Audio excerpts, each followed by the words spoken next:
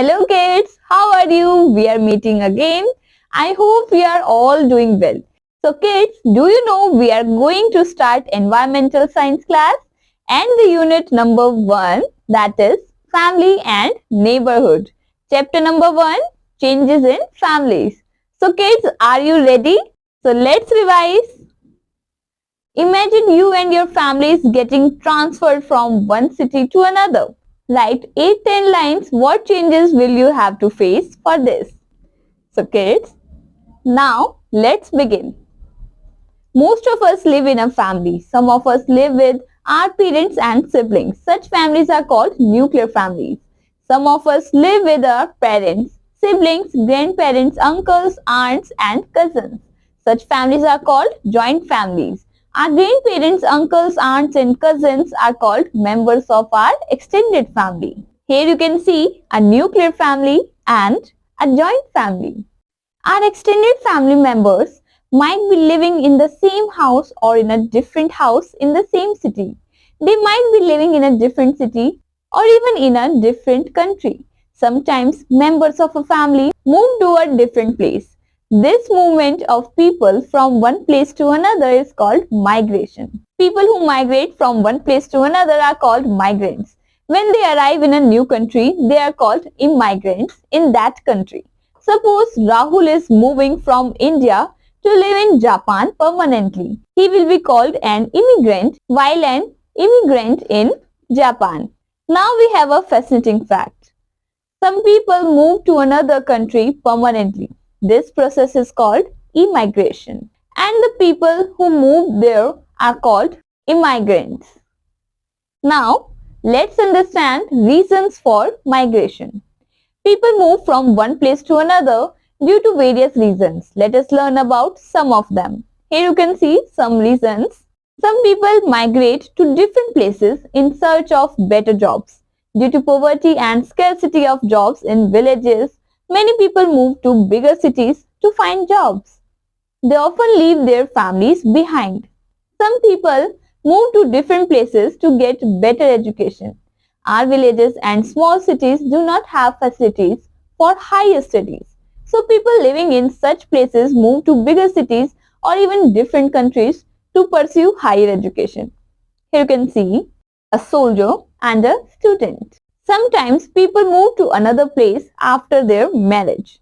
Some people are employed in jobs which involve moving from one place to another frequently.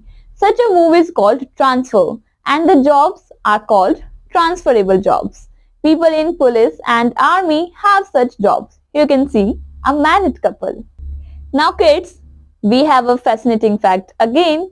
People in police, army and air force mostly have transferable jobs. Now let's understand displacement.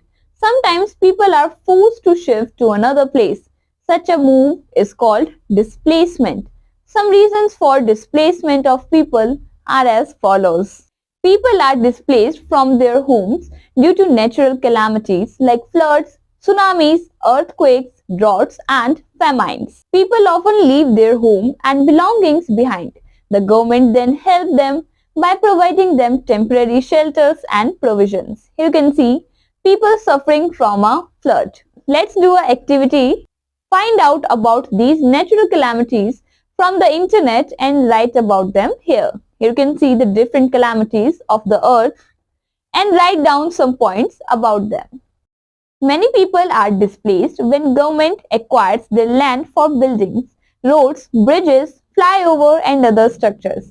However, they get money or alternate land as a compensation from the government. Sometimes people are displaced due to construction of a dam in their area.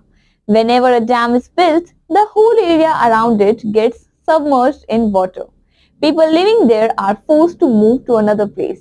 The government often provides them with the alternative living arrangements. People are also forced to move out of their homes due to wars.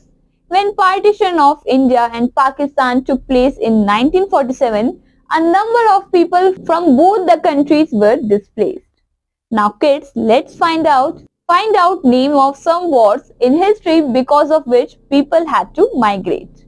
Now let's see the effects of migration. Whenever a person shifts to another place, there are many changes in his and his family's life.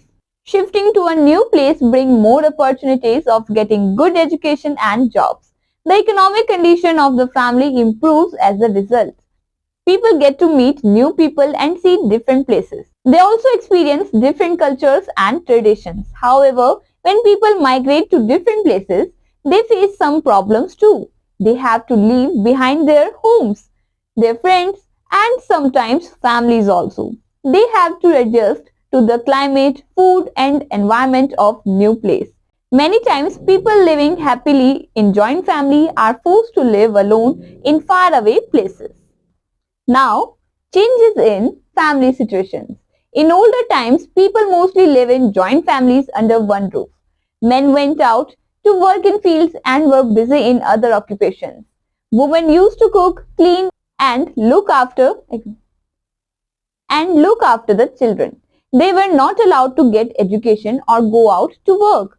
People shared their joys and sorrows with their family members. Nowadays, most people live in nuclear families. Women get education and are employed in various fields, the same as men. Household works in a family are shared by men and women together. However, people have now lost contacts with members of their extended family.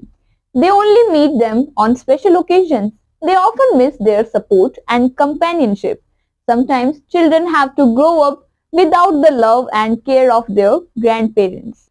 We should keep in touch with members of our extended family through telephones, letters and visit them regularly. Thank you kids. We will meet again in the next class. Till then, bye-bye.